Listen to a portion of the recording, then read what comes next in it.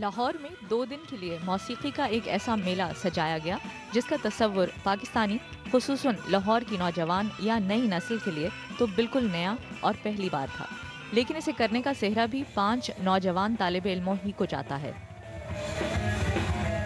پہلے لوگوں نے کہا یہ آپ کیسے کریں گے، آپ کے پاس آپ کون ہیں، آپ اسٹوڈنٹس ہیں ابھی۔ ایک آلموسٹ بزار آئیڈیا کہ آپ نے اتنے لوگوں کو ایک ہی اس میں اکٹھا کر کے different genres, different different activities, اتنی زیادہ آپ کیسے ہینڈل کریں گے؟ کیا صرف یہ ڈانس تھا؟ یہ تو اس کی ایکسٹریم ایک لیول آف ایکسپریشن ہے۔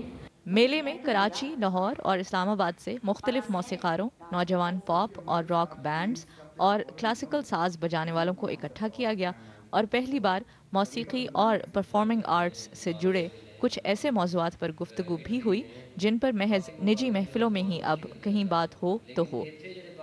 آج کل کے حالات میں اس طرح کے ایونٹ کو ایڈورٹائز کرنا بھی مشکل ہوتا ہے، کیونکہ کچھ پتہ نہیں ہوتا کہ لوگ کوئی فتویٰ لگائے گا یا کوئی ری ایکشن ہو جائے گا نیگیٹو۔ مفت داخلے کے باوجود اس نجی میلے کی تشہیر محض سوشل میڈیا کے ذریعے ہی رکھی گئی تھی، یعنی فیس بک، اور یہاں آنے والوں میں وہی لوگ زیادہ نظر آئے جو اس میڈیم کے ذریعے یہاں تک پہنچ سکے۔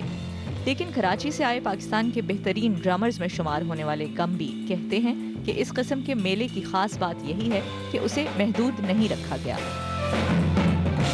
اب یہ نہ دیکھیں کہ 10 لوگ آئیں یا 100 لوگ آئیں یا 1000 بندہ آیا، اب یہ ایک کانسیپٹ کو آپ ذرا لوگوں کو ڈائجسٹ یہ کرنا چاہیے، ایک کانسیپٹ دیکھیں، یہ ایک ہر قسم کا بندہ اب آپ دیکھیں، لوگ کم ہیں لیکن ہر قسم کا بندہ آیا ہوا ہے۔ لاہور میں 2 دن سے سجے موسیقی کے اس میلے کو دیکھ کر یہ اندازہ لگانا مشکل نہیں کہ لوگ اس طرح کے مواقع چاہتے ہیں، موسیقار بھی اور انہیں سننے والے بھی۔